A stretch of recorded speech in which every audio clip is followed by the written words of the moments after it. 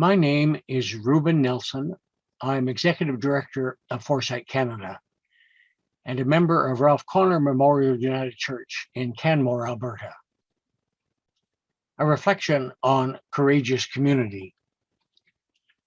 To me, a courageous community has four characteristics. It is intellectually edgy and reliable.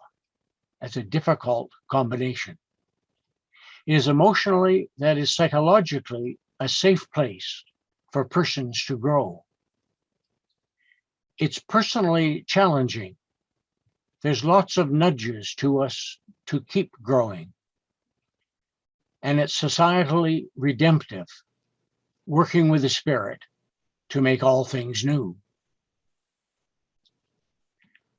My work focuses on this space, the enough versus feasible dilemma, identified by Thomas Homer Dixon in his new book last year, Commanding Hope, the Power We Have to Renew a World in Peril. Anyone who grasps the severity of humanity's predicament and tries to figure out how we might respond with something like a new organization, technology, or social movement to make things better, not just ourselves narrowly, but for all of humanity, confronts an unforgiving conundrum, which I have come to call the enough versus feasible dilemma. On the one hand, changes that would be enough to make real differences, that would genuinely reduce the danger humanity faces if they were implemented, don't appear to be feasible, in the sense that our societies aren't likely to implement them because of existing political, economic, social, or technological roadblocks. On the other hand, changes that do currently appear to be feasible won't be enough by themselves. So here is a vision of where we are as a civilization as developed by complexity theorists. They're suggesting that over the last few hundred years, we who are modern techno-industrial people, that's us in Canada, that's the United Church of Canada, it is a modern church, that we have spun ourselves out of the basin that was formed by the Holocene. That's when the earth warmed 11,700 years ago. It's the only space we've been in as a species for the last almost 12,000 years. But now our modern world is being spun out of that space and into new space, of which there only appear to be two basins. One is green and safe, the other is red and unsafe. It brings extinctions of many species, including probably our own. And if you look carefully at the research, as I and Thomas Homer Dixon and many others have done, the odds are overwhelming that our children and grandchildren and their children will find themselves in the red space. Courageous communities do not run from this. They understand and affirm that this is our situation.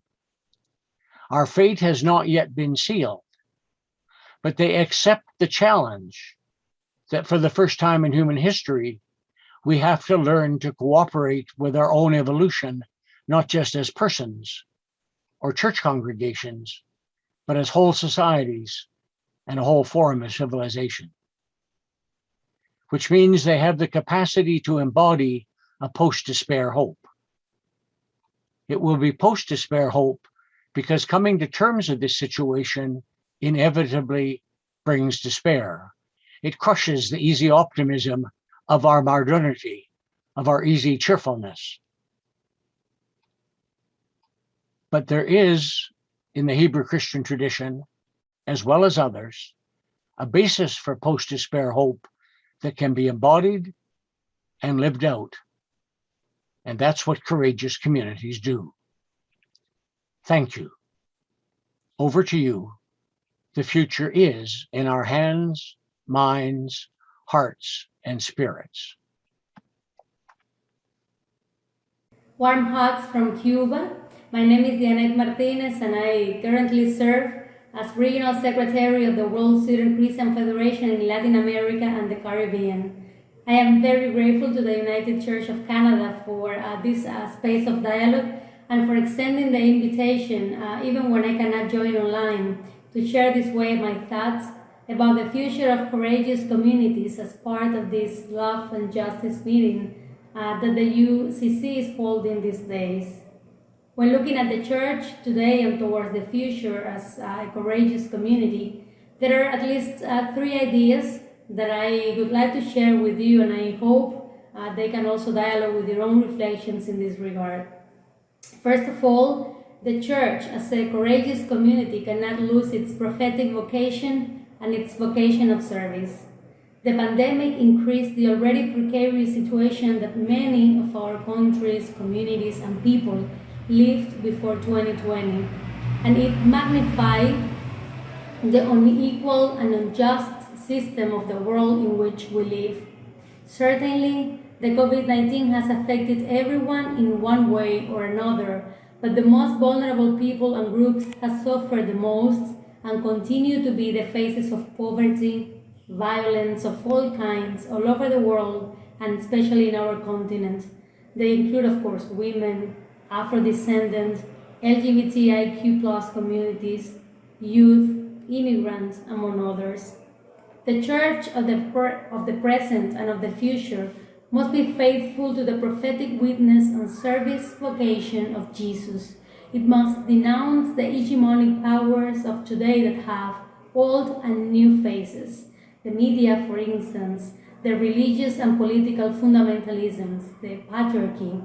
The church must leave its comfort zones to create alliances, to do advocacy, to create and recreate welcoming and outreach projects for those who need it.